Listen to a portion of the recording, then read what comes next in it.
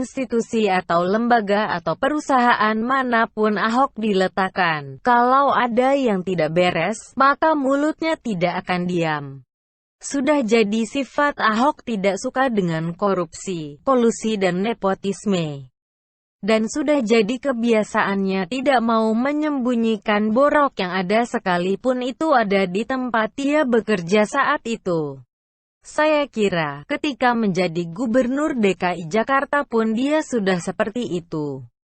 Tanggal 14 September tahun 2020, sebuah channel YouTube mengunggah video belak-belakan Ahok tentang borok Pertamina di mana dia menjabat sebagai komisaris utama. Ada beberapa hal menarik yang Ahok utarakan, yaitu penilaian direksi oleh Kementerian BUMN, pemilihan komisaris sebagai titipan dari beberapa kementerian, sistem penggajian yang menghabiskan dana, prioritas eksplorasi kilang minyak di dalam negeri, dan kebiasaan Pertamina yang suka berhutang untuk ekspansi ke luar negeri. Ahok juga sudah mewanti-wanti bahwa dia sengaja dipancing emosinya keluar agar dapat dilaporkan ke Presiden sebagai pengganggu keharmonisan. Prediksi Ahok ini sepertinya tidak menunggu lama sudah langsung disambar kader Gerindra Andre Rosiade. Andre meminta Presiden melalui Twitter untuk mencopot Ahok dari Pertamina karena kinerja biasa saja dan kelakuannya yang membuat kegaduhan. Persis seperti yang Ahok prediksi. Anggota DPR RI yang terkenal sebagai penjebak PSK ini sepertinya meradang dan kebakaran jenggot dengan sikap Ahok yang tidak mau menutup-nutupi borok di Pertamina. Seperti yang selama ini diisukan terjadi di hampir semua BUMN.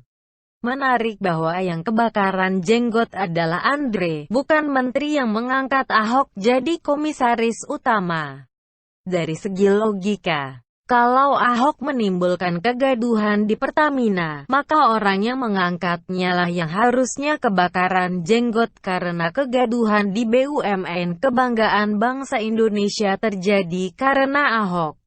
Nyatanya, juru bicara Menteri BUMN malah menyatakan bahwa memang itulah pekerjaan Ahok. Itulah alasan kenapa Ahok ditempatkan di Pertamina. Lalu kenapa Andre yang sibuk? Ada 3 kemungkinan. Pertama, kebencian politis terhadap Ahok. Ahok pernah diusung Gerindra sebagai wakil gubernur di DKI, tetapi akhirnya berbelot menjadi kader PDIP.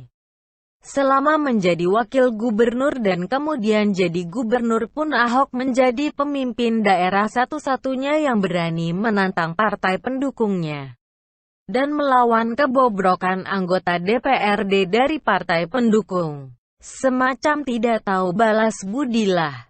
Dan tentu saja itu akan sangat menyakitkan bagi politisi seperti Andre yang baperan ini. Kedua, kepentingan ekonomi. Bukan tidak mungkin perusahaan di mana Andre menjabat sebagai komisaris dan dirut menurut Wikipedia, Tribun dan Viva. Andre menjabat sebagai komisaris dan dirut di 6 perusahaan memiliki proyek yang berkaitan dengan borok Pertamina yang dibongkar Ahok atau yang mungkin akan dibongkar Ahok. Tetapi tentu saja, itu hanya dugaan semata. Ketiga, sebagai fungsi pengawasan Komisi 6 DPR yang memiliki ruang lingkup tugas yang salah satunya adalah BUMN. Masuk akal kalau seorang anggota DPR memberikan respons terhadap ruang lingkup tugas yang ditanganinya. Masalahnya bukan di situ. Kenapa dia ribut di media sosial? Kalau memang mau mengusulkan pencopotan Ahok, panggil saja Menteri BUMN dan usulkan. Habis perkara. Seperti Andre. Ngapain dia mengumbar urusan internal DPR dengan BUMN di media sosial sementara dia sendiri punya kesempatan untuk memanggil menteri? Justru sebagai DPR seharusnya Andre berterima kasih ke Ahok karena sudah membongkar borok Pertamina ke publik. Sebab selama ini kita dengan tidak ada masalah di internal Pertamina. DPR juga tidak pernah menemukan ada kejanggalan di penggajian, prioritas dan pengangkatan direksi. Maka munculnya Ahok seharusnya membuka mata Andre bahwa BUMN kesayangan pemerintah itu ternyata punya borok. Kok malah Andre meminta Ahok dicopot?